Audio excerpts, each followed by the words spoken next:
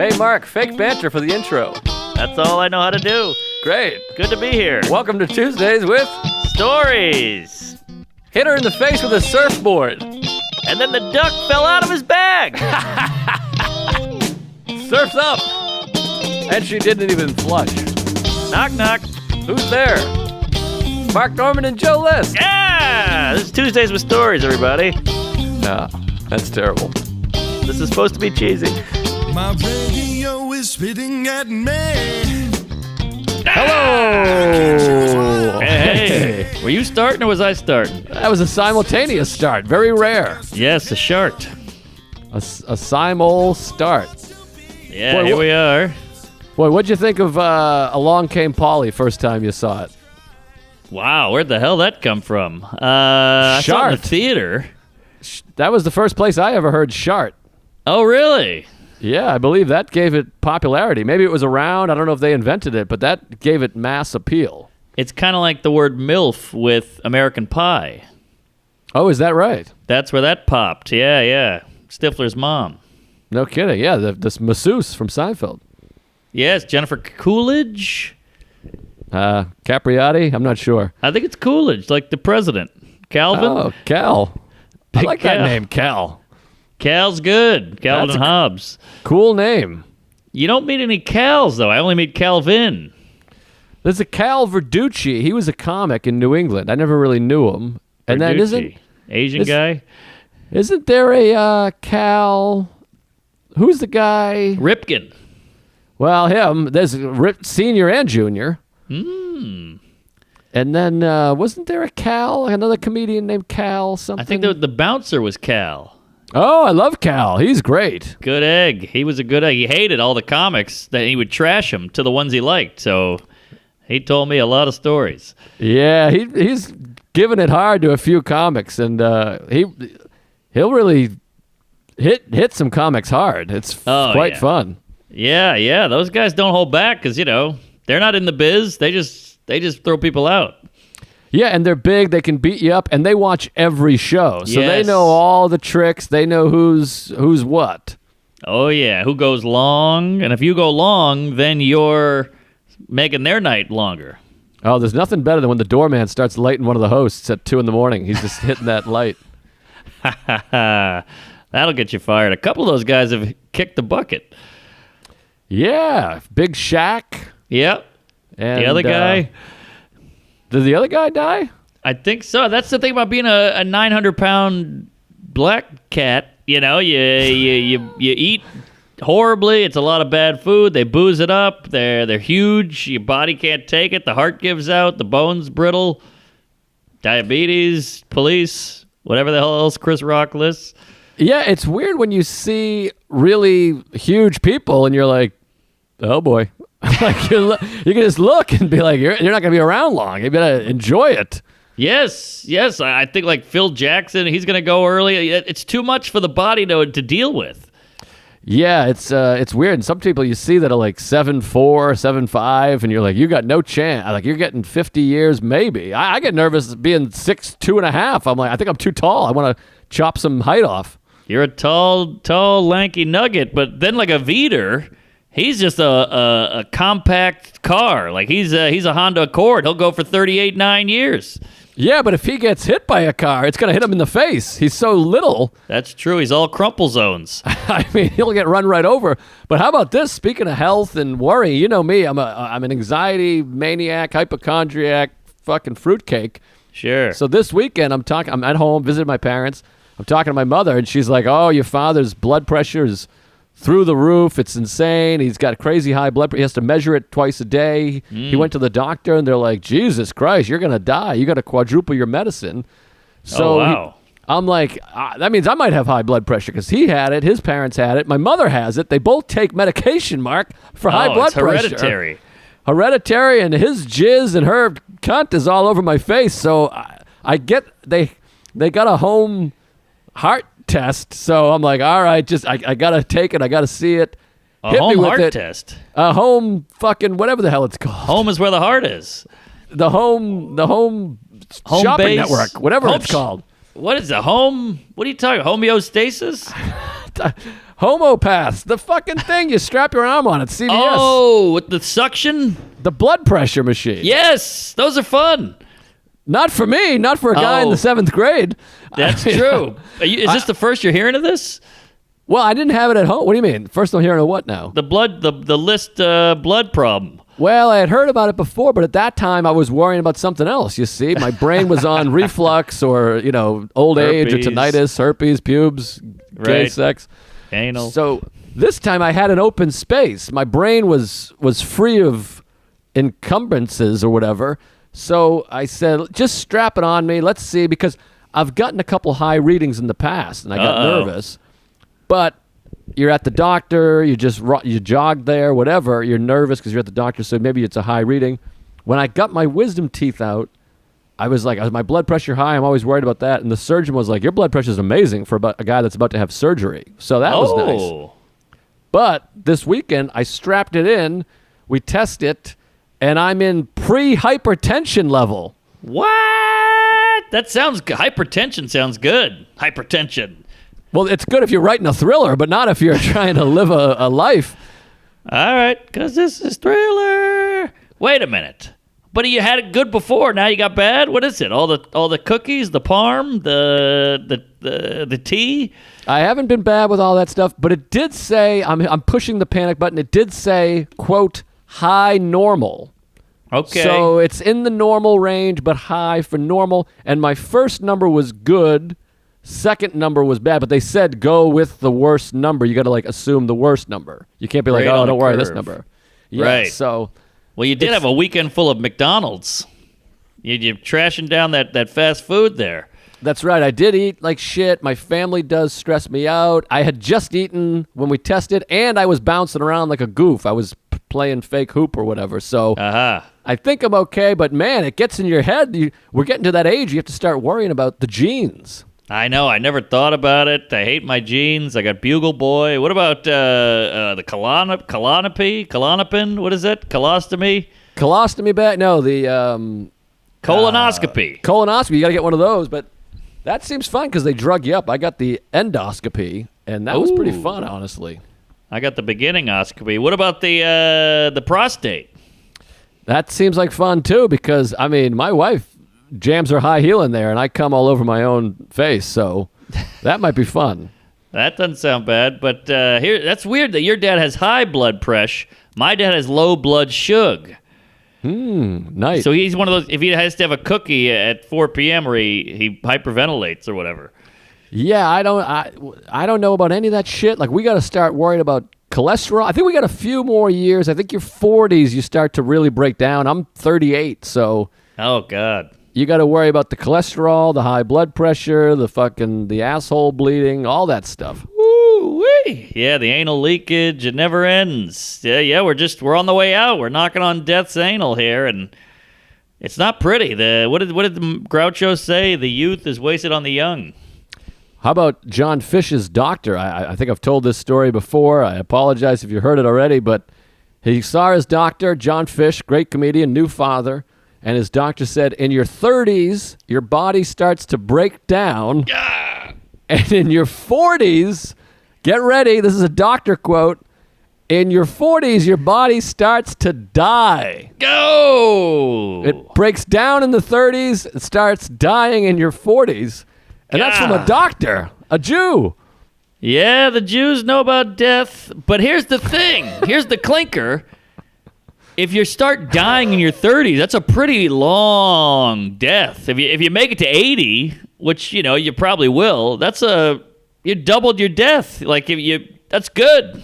It's a long death. So you boys and girls out there, I mean, if you're in your 20s, grab your ankles, spread your cunt open, take a hard cock, and blow whoever you want to blow, because I'm pushing on 40, and I'm gonna be out. I'm pre-hypertension, which means I'm pre-gay and pre-law. Yes. I'm scared to death. Silent pre. Yeah, we're pushing it, fatty. This is not good. And you eat like a trailer tractor. Well, I don't even know what that is. I've done better. I'm doing better. This is what I have going for me. I drink 3 cups of green tea a day, or 2 or something. 2, 3, sometimes 4. I don't want to say too much because someone will write in and go, "You're gonna lose your boners because you drink too much green." Fuck you. Right. And I have a huge spinach smoothie, spinach and blueberry. I consume more spinach than anyone on earth. Yeah. I meditate. I work out a lot. I have sex. I have a healthy relationship. A lot of laughs. I don't eat after 9 p.m. I quit soda. No drugs. No smoking. I smoke cigars, but never smoked a cigarette. Don't drink any alcohol. I got a lot going for me, I think. You got a lot going, but here's the bummer about health food. I don't know if it actually helps you as much as it just doesn't ruin you. You eat fried chicken every night and pizza and milkshakes, you're fucked. But if you eat spinach every day and tuna and lean meats, I feel like you just zero. Or do you think it actually helps you? I think it can help, but in order for it to help, you got to go.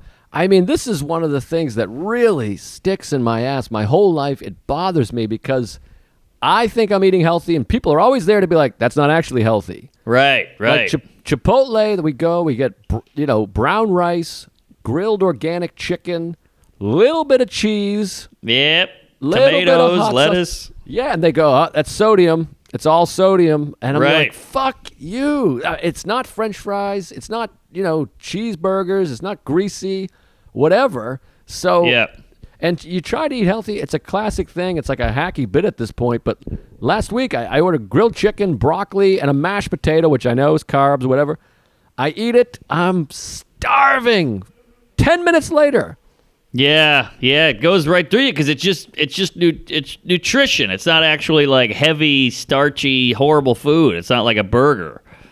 I know. I want to be full. It's like the old Louis bit. I want a little stomach distension or whatever that's called.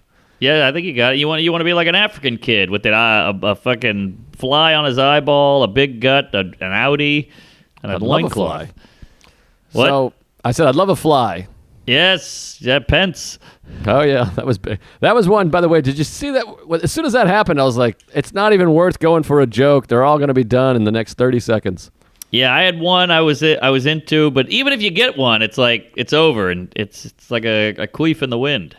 Well, Louis texted me, and he's out of touch with social media, and he's like, someone's got to tweet this joke, and it was like, it was like an hour later, and I searched it on Twitter, and there was like 11,000 of that joke, and I was like, I got bad news for you, man. Yeah. Well, I did one the day later, and I was like, I'm just going to throw it out. It's an exercise. It's fun. And mine was, somebody asking the fly, who you voting for? And he goes, I don't know. I'm on the Pence. Oh, I like that. All right. That's fun. I'm sure 1,800 people have thought of that. No, I like that one. That's a fun little pun, but... Can we hear Louis, or is that in the vault? I think it was Black Flies Matter or one of those ones, some kind of Black Flies Matter. And you're like, there's 20,000 of them. The lives matter thing is, come on, black dogs matter, black licorice matter. I mean, come on, I hate the matter. Yeah, bad matter. Yeah, James matter. Family matters. That's a fine show. I liked it. Did you know? I mean, I know we've talked about it. Oh, everyone's going to hate me. But that show existed pre-Urkel. I think people forget that. Yes.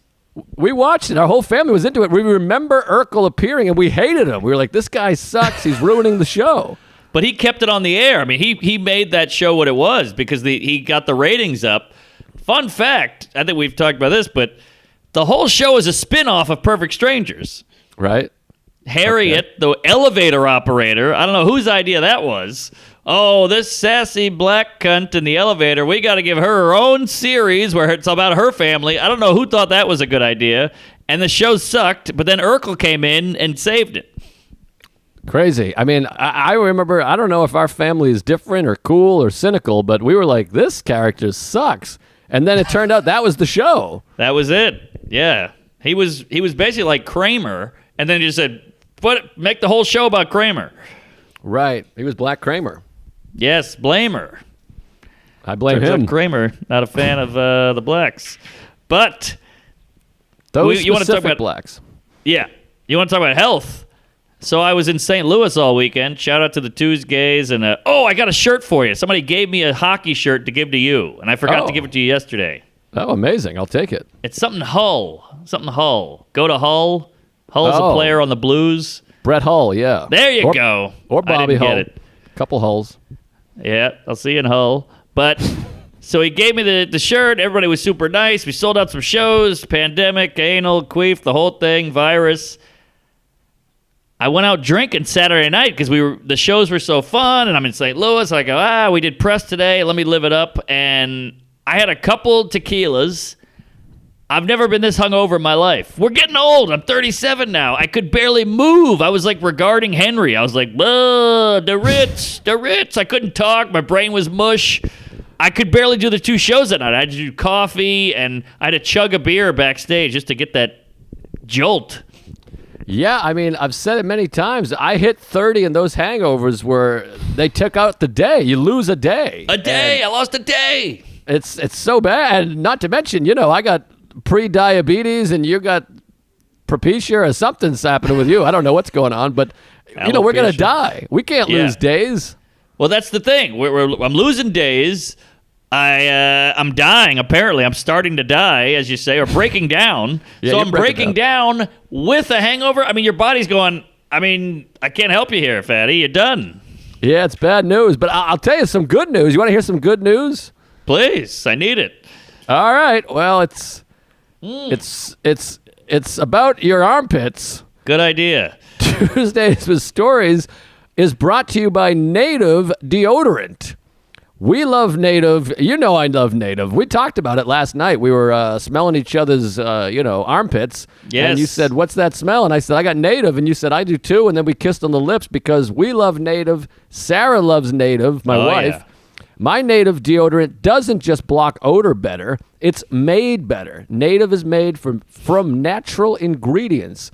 There are things you've actually heard of, like coconut oil, shea butter, and tapioca starch.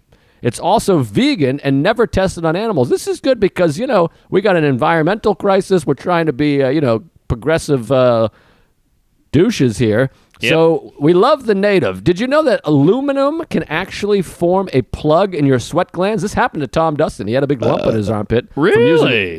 From using regular old deodorant. Wow. That's why Native users use ingredients like aluminum, parabens, sulfates, or talc. They never use those things. What am I, an idiot? Yes. They never use those ingredients like aluminum, parabens, and sulfates, or talc. Switching to aluminum-free deodorant doesn't mean you have to sacrifice odor protection, does it, Mark? You got that right, fatty. I love it. The lady loves it. She's putting that thing all over her body and skin and crevices. Do what I did and make the switch to Native today by going to nativedeo.com/Tuesdays or use promo code Tuesdays at checkout to get 20% off your first order. Wow, that's a steal. That's nativedeo.com/Tuesdays or use promo code Tuesdays at checkout for a whopping 20% off your first order. Get on it, folks, and save your pits. Woo! Boy, I want to hear more about St. Louis. I mean, you're out there working the big time, the big clubs. What's it like? Take me through. Tell me about some stuff. Stick it in my butt. I mean, the times are kooky. They're topsy-turvy. We're at a park. We're in a field. We're in a bunker. We're doing whatever we got to do just to get some yucks and make a couple bucks. But I'll tell you, man, we didn't know what we had. You go back to these comedy clubs. This is a Helium's. This is like a premier A club. And they run it right, the mask, the gun with the temperature, and just being in that green room, which I haven't had a green room. The last green room I've been in was in a tree in the park. That's green. I'm on the lawn here. But with the St. Louis, you're in the green room. I'm eating salmon. I got an iced tea. I got a cocktail. And it's great. You can't beat it. There's a ceiling. The sound works. It's not a Fisher-Price microphone. And everybody there wants to be there. There's no papering. There's no free tickets because it's a pandemic. People want to laugh, and they come out to chuckle, and they're into it. So I'm Richard Pryor up there because they're just like, you can say gook, and we'll sign the check. I don't care. And it's hot stuff. Yeah, they're not yellow. The thing is... They're not. It's not just that they want to be there. I mean, they're like they're willing to risk their Yes. family's life. They're like, all right, well, worst case scenario, I just won't see my grandmother for a couple of weeks, or I'll see her and kill her. I got to Yes. see Mark. And so that's something. And, you know, it's up to them. They're making the decision. So Here. more power to you and them and the club. And I think that's the tops. Yes, it's the tops, it's the tits, and my host is this nice lady Meredith, and she's like the most progressive, social climate, whatever you want to call it, liberal, bleeding heart. And she was, I was like, should I feel bad? Do you feel bad? And she was like, look, they're here. If they're not here, they're gonna go somewhere else. And I was like, all right, that's good. That's all I needed. Yeah, it's a good point. And what are you gonna do? It's within the rules. Yeah, the rules are made, which I don't really get all the people with the rules. Like when Cuomo goes, okay, we're allowed to go back indoors, and all those same people go, all right, let's do it. I'm like, well, COVID doesn't know that the rules are lifted. Shouldn't it still be as dangerous? I don't get it. Like, why you're doing it now? It's all very strange, and I think we talked about this already, but yeah, I go to the gym, and the guy zaps my head, and he just puts it down. He doesn't even look at it. There's no batteries in the thing. Yes, exactly. He's using like a duck hunt gun in Mario.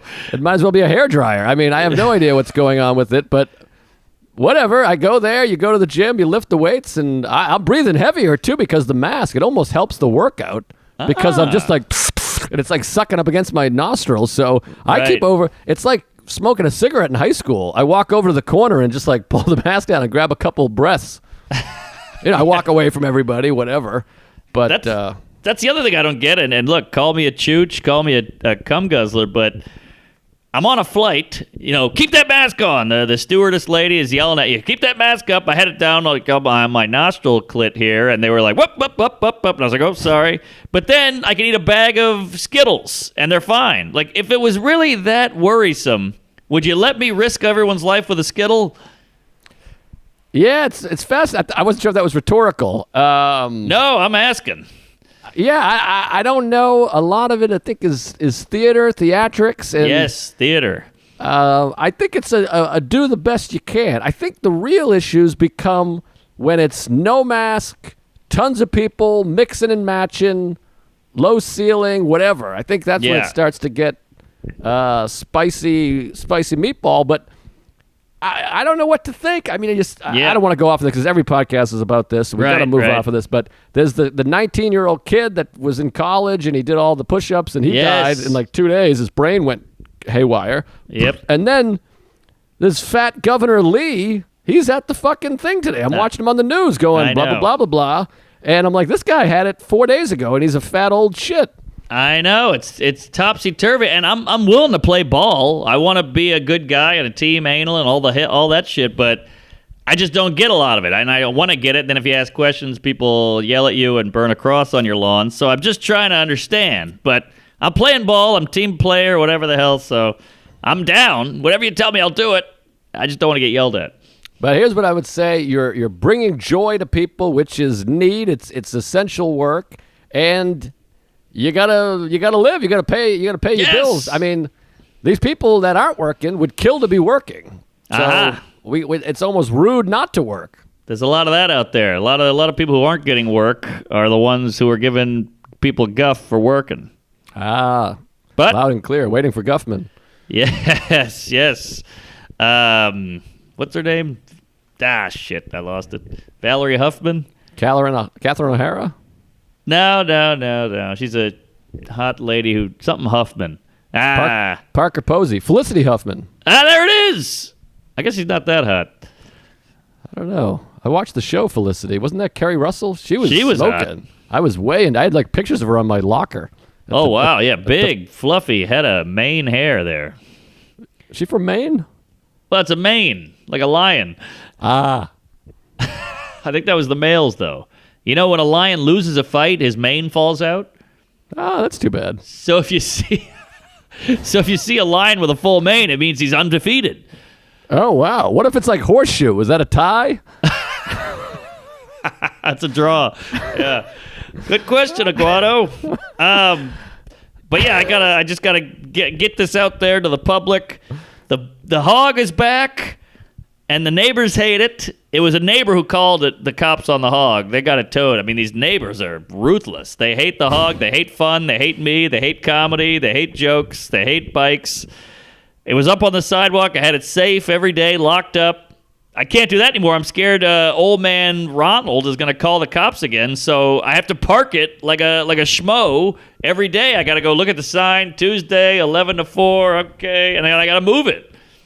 Well, I say fuck these neighbors. They're rats. They're assholes. But hey, fuck you, dude. You got to park. I mean, what do you want? What do you want me to do about it? You got a vehicle? You better park that son of a bitch. Well, my point is, and I hear you loud and clear, but the thing is, it's fine on the sidewalk. There's bicycles on the sidewalk. They just didn't like this on the sidewalk because the street I live on is historic, and they got to have it looking nice. And that was an eyesore. And this guy who was in the Korean War and he voted for Hoover. He doesn't like it looking bad on the street. So that's it. Well, he may be a stickler for rules. I love a rule. I'm a big rule guy. I hate these people that hold the doors on the subway. I like you. But I get it.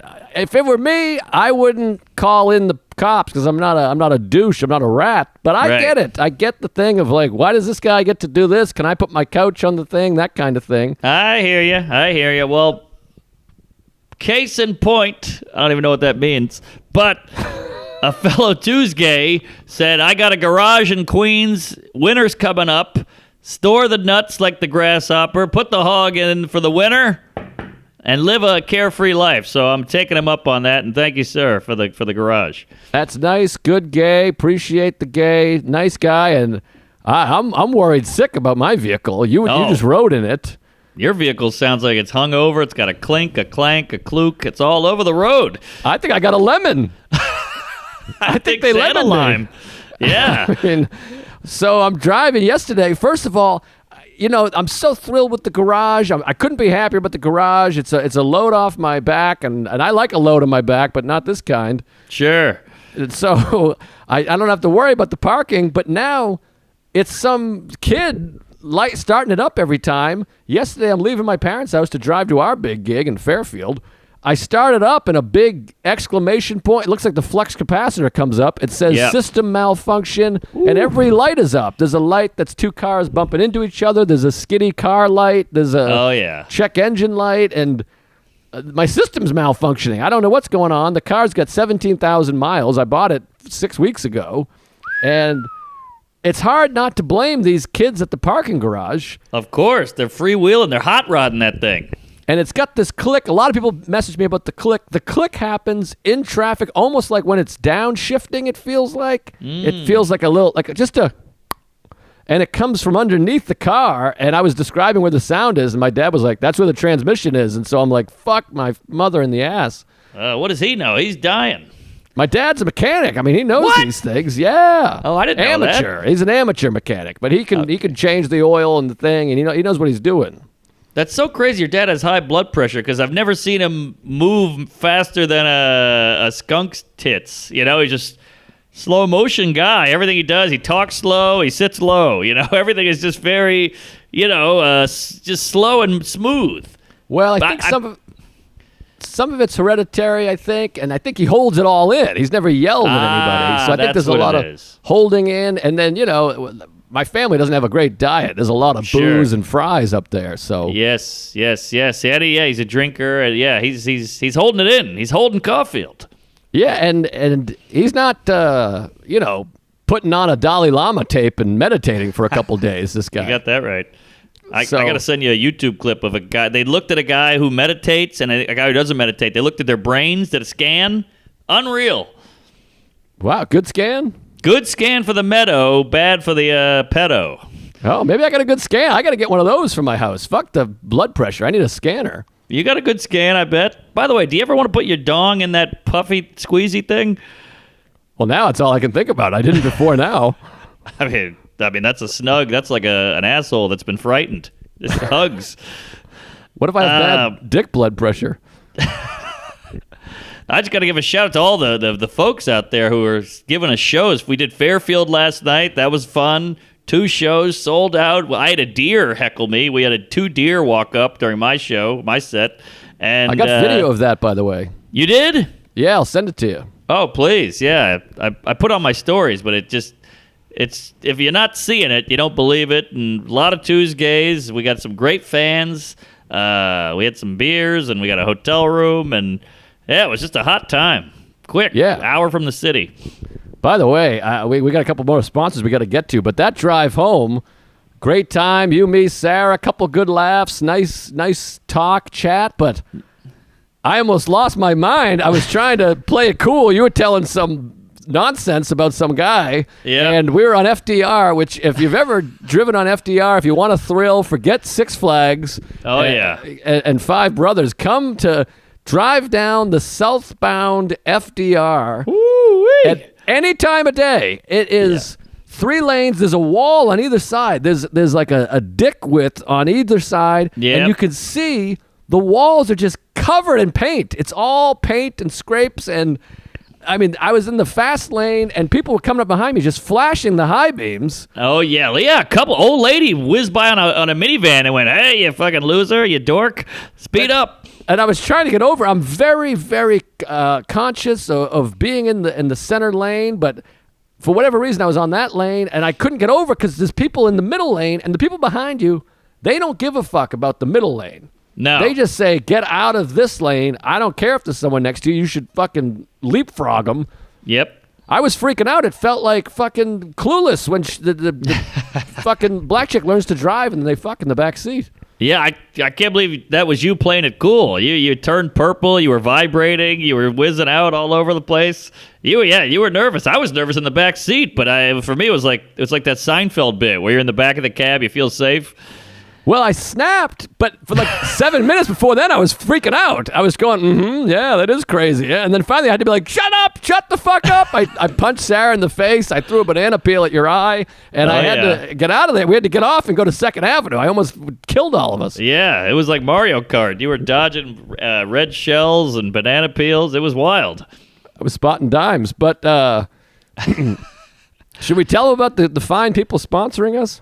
Tuesdays with Stories is brought to you by Manscaped. I love these guys. Listen up, fellas, because today we have a new Manscaped product alert. They just released the Weed Whacker, and it's an ear and nose trimmer. I should go get it. I just used it already. It's like a thin kind of metallic round piece. You just shove that in your ear, and I heard all the. It was cut. I had ear hair like a 70s vagina. It was just so much pube, and then I had it up the schnoz, and I'm a Sicilian descent, so I had some real hangers going. I got a few disco balls out there as well. I love this thing. You can keep your ear and nose hair as fresh as your nuts with the Weed Whacker for Manscaped. It uses skin-safe technology which helps prevent nicks and snags or sucking your brain out through your nose. You don't want to do that. And it's got a 9,000 RPM motor-powered, 360-degree rotary dual-blade system. Wow, $9,000 on RPM. That's more than the hog. Lithium-ion battery. This battery lasts for 1,000,000 years. That's a lot of ear hair. So anytime you got a hot date or you want to impress, I've had gals just yank an ear hair out and show me. It's longer than my dong. It's embarrassing. You don't want to be that guy. And it's waterproof. I love this thing. It's durable. It's light. It's efficient. I just throw it in my bag. I go all over the country and just yeep, yeep, yeep. Good to go. Tell them what to do. Yeah, well, you can get 20% off and free shipping with the code Tuesdays at manscaped.com. That's 20% off with free shipping at manscaped.com. Use code Tuesdays. What are you waiting for? Go whack your weeds. Hear, hear. And I'll tell you what. Oh, what you had something you want to add there? I was also going to say Tuesdays with Stories is also brought to you by Cannae Pro Gear. That's Cannae, Cannae Pro Gear. Great stuff. I have the backpack. I use the backpack. If you see me out and about, I will have a Cannae backpack on. It's great. It is very durable. It's fantastic. Cannae Pro Gear has backpacks that are inspired by military assault packs. Wow. They use military-grade materials like 500D Cordura nylon. That's something. I mean, my thing, it's got the strap in the front, too, which I like. It secures on there. It's got side pockets, front pockets. And you know what it has? it has the lifting latch thing, and then that has a pocket. So I unzip that. I stuff all my essentials in there, my little bullshit. Zip that up, and then you got one of those, I don't know, pull strings that squeezes the top. Oh, so you I can love put everything that. in there, squeeze top, and then something comes over it, and the thing that comes over carries all your essentials. It's a great bag. It's super cool. Lots of great products have come out with the military aviator sunglasses, the Jeep Wrangler, and now you can get the Sakrina Expedition Pack. Oh, that sounds heavy duty. That's something. It's all their backpacks are designed with functionality in mind, and they will last a lifetime. Nice. Get all Caney's products. They come with a lifetime warranty. No matter what happens out there, rest assured, Caney will repair or replace any backpack as long as you live and breathe. Go to CANNAE ProGear.com and use Tuesdays to get 15% off. Wow, that's something. That's CANIProGear.com and use Tuesdays to get 15% off. After the bombs, there will only be you and Caney Pro Gear, the most durable backpack known to man. Hell yeah. And also, I mean, it's not brought to you by, but the Patreon is quintessential listening these days, wouldn't you say? Yeah. Oh, yeah. We got some, I don't want to throw anything out there. We got some gems coming up, and we're trying to put more on, at least a queef a week. So, yeah, this is the time to buy it. What else are you doing? It's a pandemic. You need some content, folks? Sign up. Yeah, it's been a queef a week the entire pandemic. So, I don't know what that is. 6 months of 15, 20, 25, 30-minute queefs, and that's Mark and I together, and then there's some of us with other people. Sarah and I did a bunch of movie talk. We got a bunch of guests on there, Tim Dillon and Dan Soder. We might have a big special guest coming up pretty soon. I still can't believe it. You're gonna want to be part of that one if he doesn't die. True. We'll see. But it's a good time, and all the live episodes, tons of shit on there. So please go sign up for the Patreon. You can get on there for $3 a month, $3. I mean, that's a cup of coffee. This cup of tea costs $3.21. There you go, less than tea. Exactly. I could trade in a Starbucks tea for about 5,500 hours. I don't know how many hours are on there, but it's good stuff. All right, yes. I know you got a bunch of stuff. You got some big stuff. I got some little stuff. We got to dive in here. Well, I got a hunky-dory, a big fat labia. I don't know if I should save it or just shoot it right in your mouth. Just shoot it in, because I don't want to lose it. I don't want to miss it, because sometimes we save and it gets too late. And then meanwhile, I'm like, I just did 8 minutes on fucking Chris Allen eating a hot dog, and True. you were sitting on your car getting stolen or something. Yeah, well, first off, I learned how to drive a stick today. I got a Tuesday. This guy, Sean Strauss. I talked about the stick, and I got the car coming tomorrow. I don't know how to drive a stick, so this is crunch time here. And he took me out. We went to Jersey in the rain, and whoop, whoop, whoop, whoop. I tore that fucking rental up. By the way, you're starting to make me look bad. You're fishing with Tuesdays. You're parking with Tuesdays. You're driving. I see a Tuesday. I dive behind the bushes. What's going on here? Well, all of a sudden you're attached to the hip with these gays. I do some vetting here. I'm not going to hang out with school shooter Bob over there. I do a little vetting. I check him out. I check the Insta. We ask him some serious questions. Great guy, normal guy, fan of the show, fan of the comedy, and just. He picked me up. I got Salacuse. We filmed the whole thing, and we're going to make a fun little video. But, yeah, he's a hell of a teacher. I mean, I've wrecked this. He got a rental. I've fucking destroyed it with the shifting and the stalling, that whole thing. And but, yeah, we had a good time. So I think I got it down.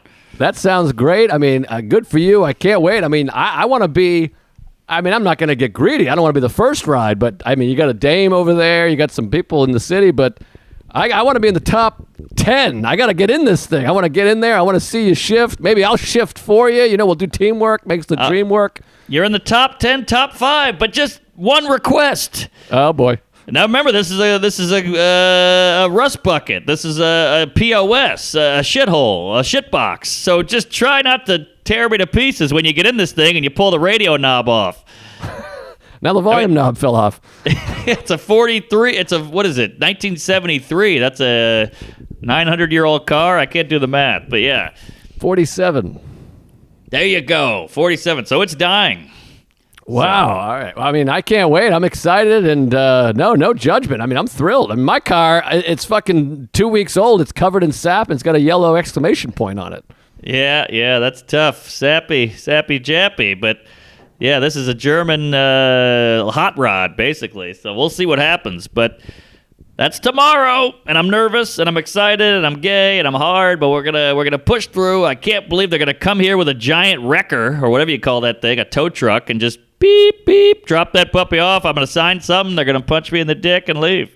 Wow, that is a thrill. I mean, I'm excited for you. Maybe I'll come into the city. It might be raining, but I'll come see it soon. I know. I hate that it's gonna happen. All this is gonna happen in the rain. It's so sad. But all right, here's a fun nugget. Now sink your teeth into this big old porterhouse there, fatty. All right.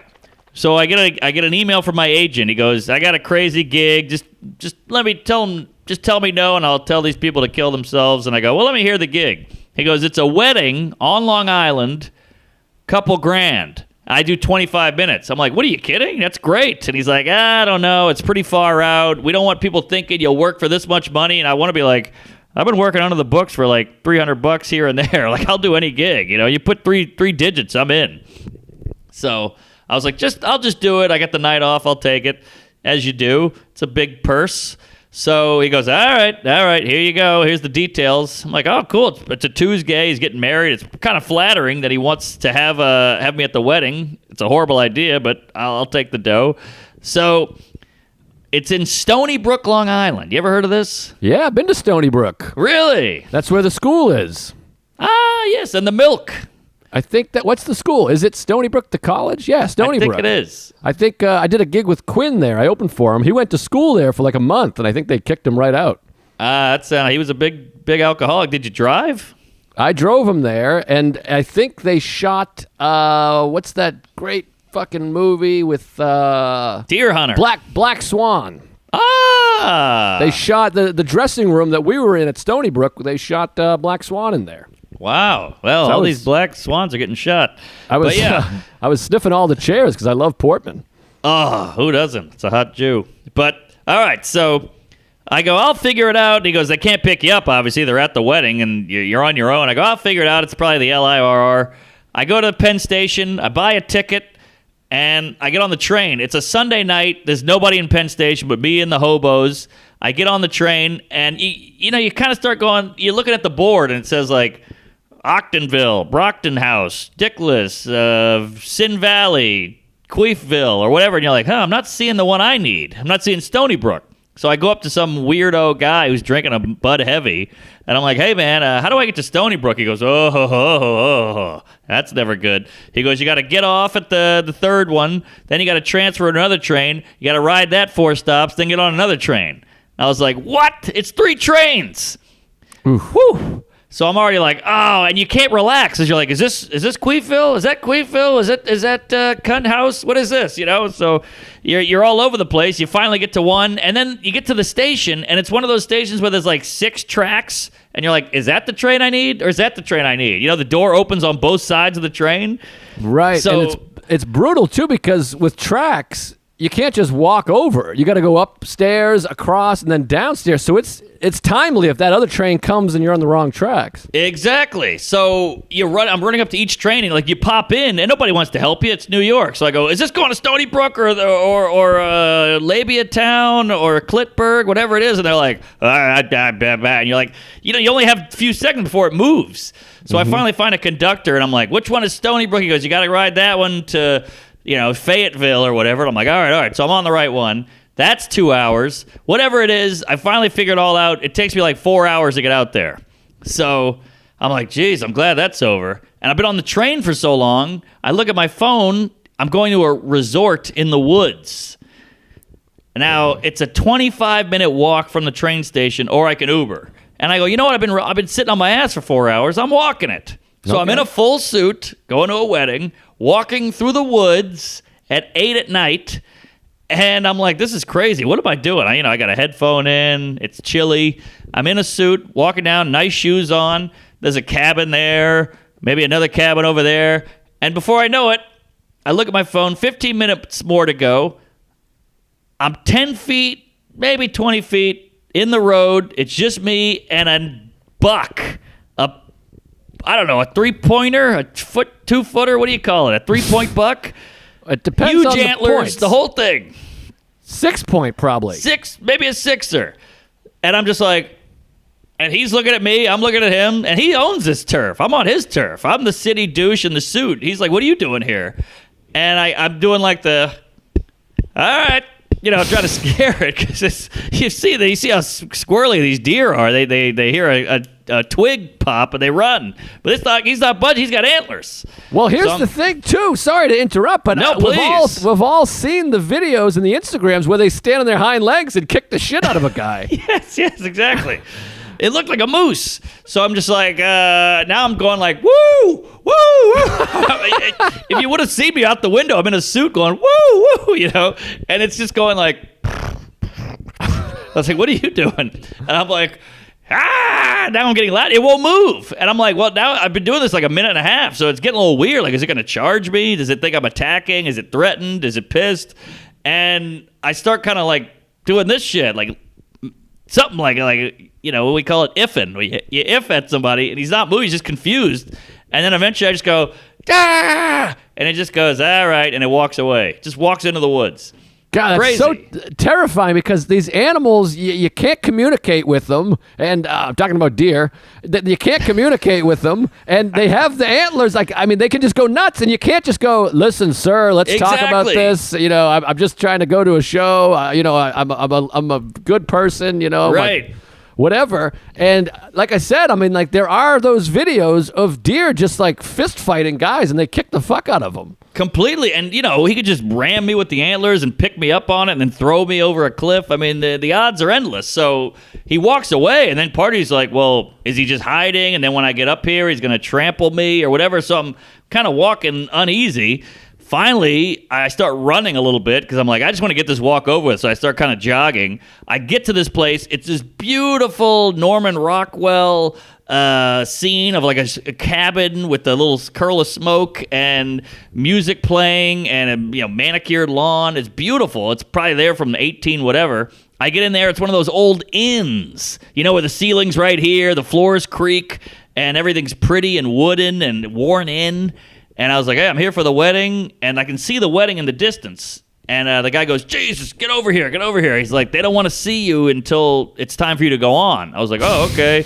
So what do I do? And he's like, just go sit at the bar. So I go sit at the bar. It's like a beautiful oak bar, you can tell George Washington got blown there or whatever it is. It's got a ton of history. And I see these two old guys at the bar just chatting. I'm Jeff. I'm Bill. They're drinking scotch. The two old Long Island guys. I sit down. The bartender's like this good-looking 21-year-old kid, tall guy, full head of hair, kind of beefy.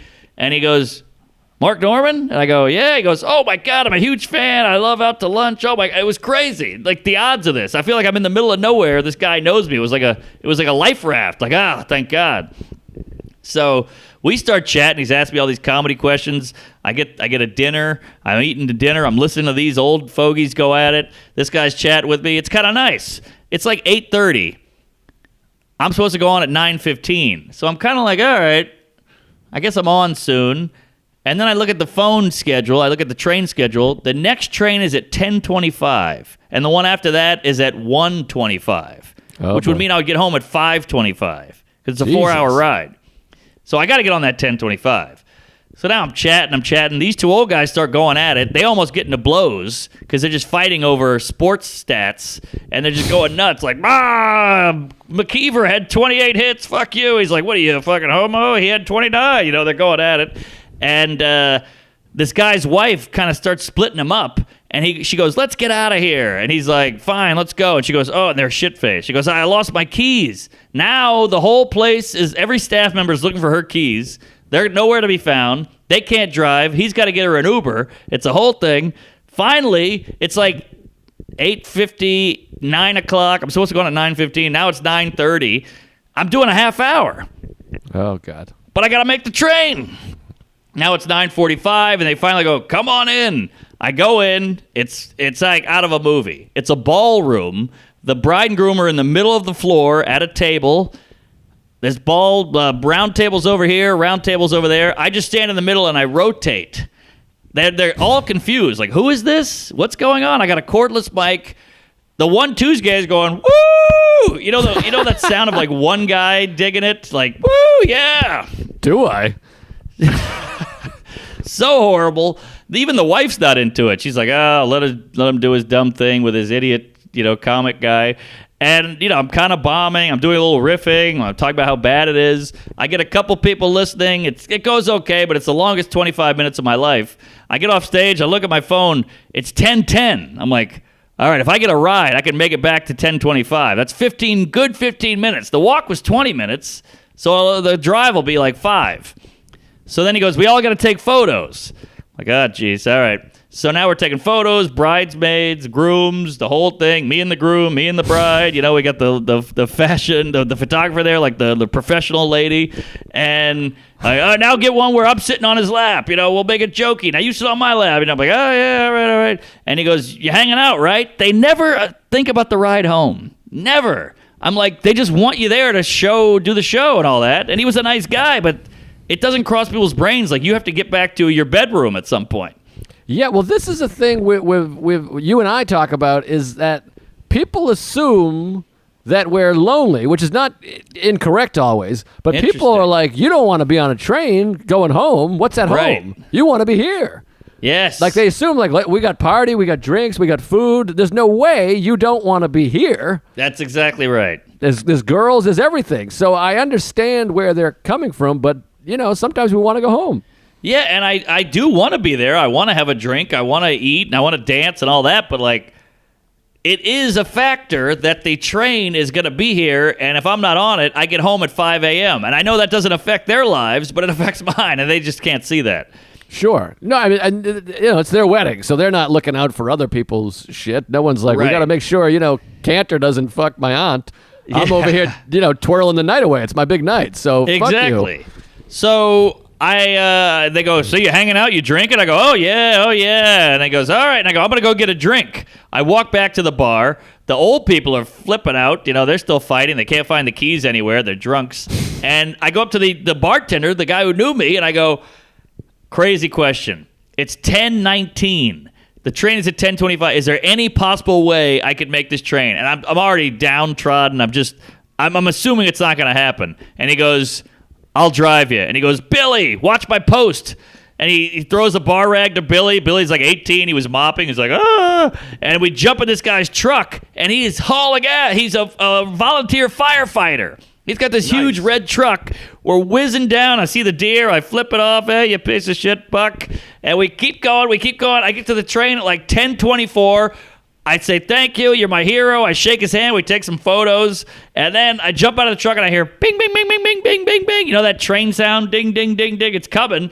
I run up there, and I look at the train, and I'm like, wait a minute, is that going to New York? Or is that going more into Long Island? And I'm like, what the hell is this?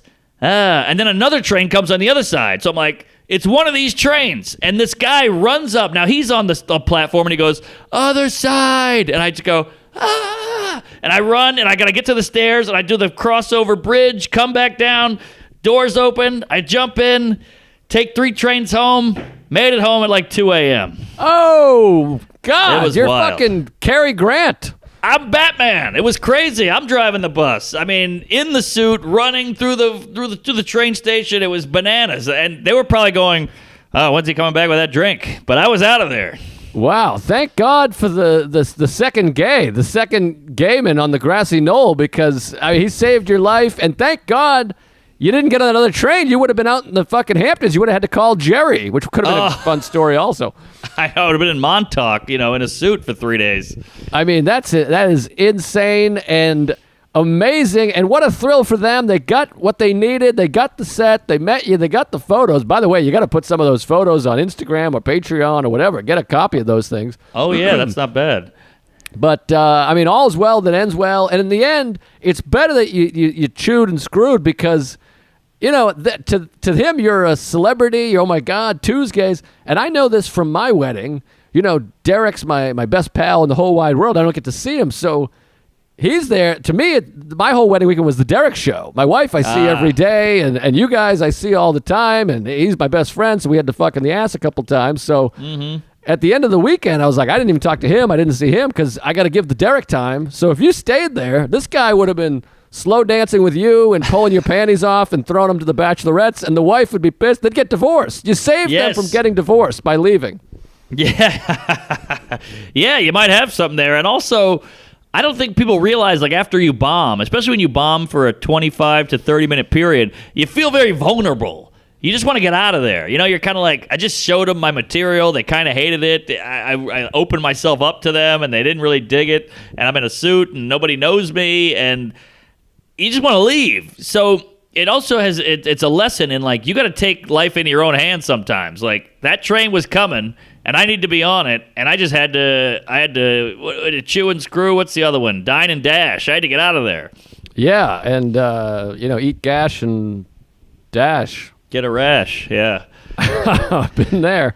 But, no, that's great. But, yeah, I mean, people don't, even when you have a good set, it's still vulnerable. Like, you're up there, you're putting it all out there, you're putting it up and out and over, and it's your back hurts after a set like that, and your arms and your tense and your fucking eyeballs hurt, and it's a lot. I mean, like, I even have it with other comics where you come in the back and the feature or the MC, they've been kind of picking daisies for the last hour, and they're going, what do you want to get to eat? You want to eat food? The waitress is going to come in, and I'm like, I can't even think. I'm thinking about every single thing I said in the meet and greet, everything I said to the bartender. I'm worried about the way I looked at a lady in the front row. I'm worried about the guy that didn't smile. I'm like, I can't think or speak for like 40 minutes after a show / meet and greet.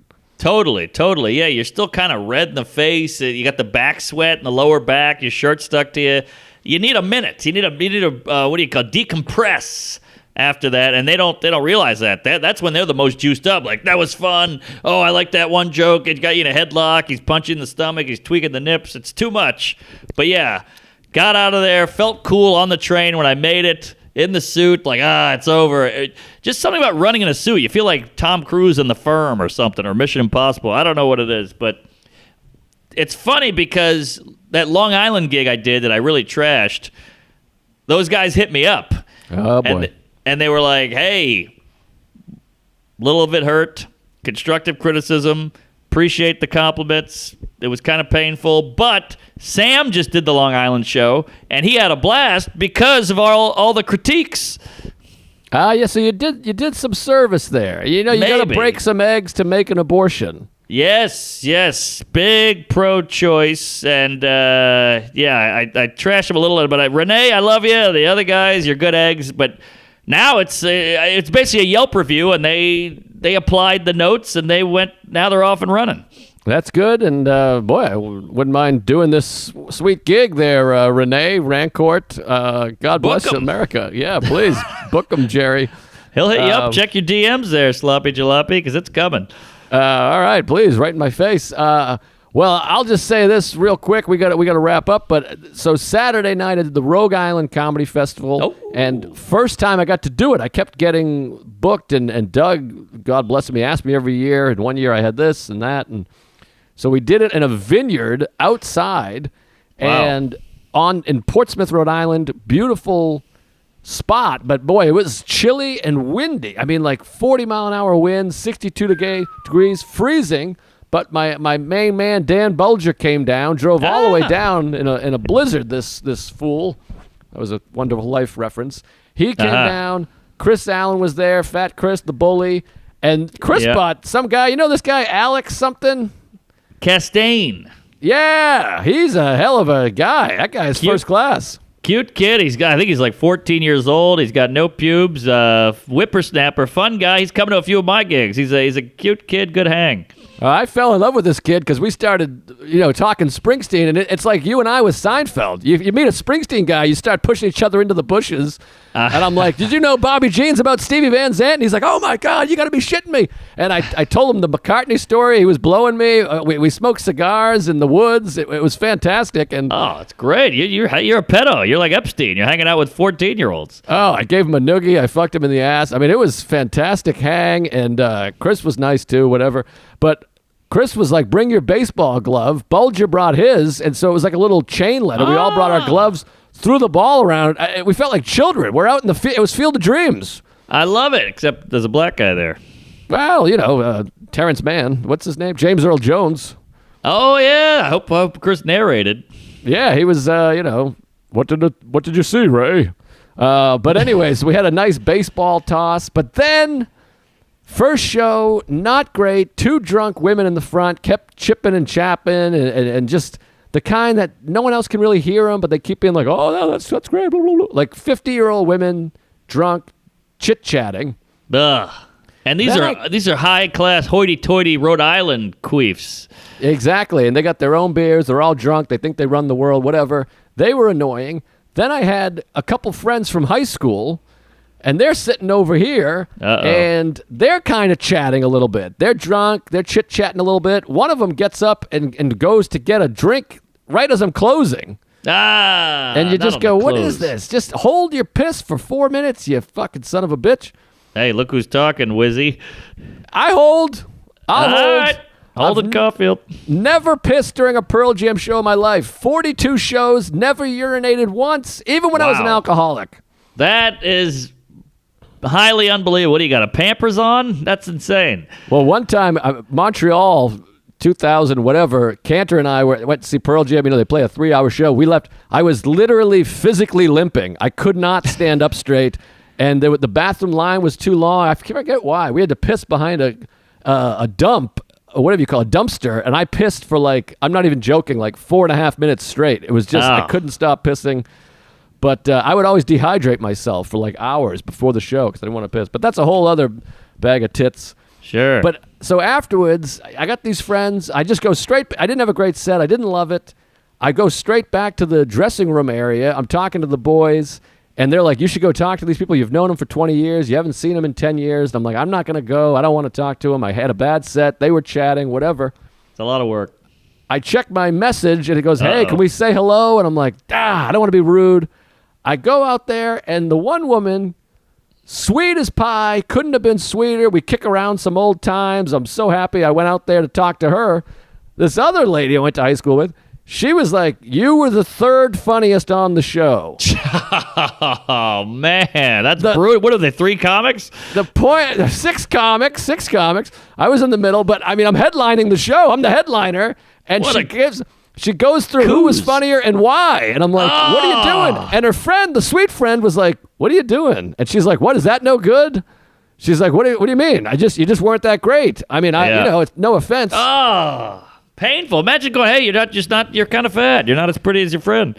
Brutal. And then the other 2 comics come over, and then she doubles down. She's like, hey, I was just telling him how much funnier you guys were. And I got to just sit there. It was brutal. Very hurtful. Can I ask what she didn't like? Me. I don't know. I don't know. And to be fair, I fucked around a little bit. I tried some new. I was a little dirty. I stunk it up. I was annoyed by the drunk ladies. And that's a nightmare. The other 2 might have had easier spots. I'm not saying nothing about nothing. I don't know what's what, but... Enough said. Understood. But it was a bummer, so I just went, and then Alex really stepped it up. This guy, he was talking Springsteen, telling me I'm great. We smoked cigars together. I had to light mine off the end of Chris Allen's, which felt gay and fun. And very intimate. It was quite fun. We had a good hang, and then the second show was rocking. When you get that, you get it back. It was more packed. They weren't drunk, more fans. Killed, but then of course you have the feeling of why couldn't they have been at this show? Right, of course. But story of my life. Second show was amazing. Doug Key, he puts on a hell of a show, hell of a festival. Great guy, great times. Great egg, cute kid, great body. Me and him are at Comics in Mohegan Sun this weekend. Just throwing it out there. Yeah, get out there. And I got to plug a show here. Jersey City, you did this gig. What's it called? What's the bar called? That's what I'm looking up right now. The Pet Shop, I believe. Oh, that was super fun. Outdoors. There's only one flaw of that gig. Okay. It's outside. It's great. It's got a big brick wall and all that shit. Good sound system. But the floor is pebbles. So whenever somebody walks by, it's already a bummer when people leave during your set, but it goes... And it's so loud. Geez. Wow. All right. Well, hopefully no one leaves unless a friend from high school comes. But it's in Jersey City. The Pet Shop, Monday, October 19th, and I think it's small, so get some tickets. Maybe it'll sell out. We'll sell it out. That's next Monday, 6 days from now, at Pet Shop, Jersey City. That'll be fun. And we had to cancel. Did we promote the live app? Because we had to cancel that. I don't think we did. All right, good. Forget it. I ever brought it up. I'm at Soul Joel's on October 21st. Trying to get Jerry to come out. Ooh. Not gonna happen, but it's worth it. It's worth the whirl. Yeah, and I might see you at the Stress Factory this weekend if you're down there. I'm opening for the big man. And so, yeah, we'll be out and about, and join the Patreon, and check out Mindful Metal Jacket, subscribe. I never plug it. People keep asking me why I don't plug it. It's doing well. Doug Key's on there, a bunch of people. Oh, and a lot of people keep asking, when's Mark going to be on? But here's the thing I got to say about that. If we're going to do an hour podcasting, I want that baby on the Patreon. Of course. I mean, we're already doing multiple podcasts. Plus, it's so hard for us not to go into queef and suck my dick and blow me. So we'll do it eventually. But, we're trying to do these bonuses for the Patreon. So if you want some Mark and Joe time, just watch get this. on the Patreon. $3. We got this, and we got the Patreon, for God's sakes. But we'll do that eventually, too. And we're going to start doing these together. We were going to today, but it was raining. I feel like Newman. But We'll get back together soon. Some people write cunty things like, I'm not going to watch unless you're together, which doesn't even make sense. I don't believe that guy. I think you are listening. I think you're full of shit. He's definitely listening. He's jerking off right now. But yeah, we'll be together, and let's do an hour queef. Fuck the jacket. Let's just go queef it up. I hate the jacket. It's a piece of shit. Let's get the Patreon. Please subscribe. Yes. I'm going to kill myself. Oh, yeah. Is that a pink lining? All right. Let's wrap it up. Good stuff. Check us out to lunch, and I hate myself both on YouTube. Write a comment, algorithm, and we'll see you in hell. Queef it up, praise Allah, blow your mom. George is saying cut it.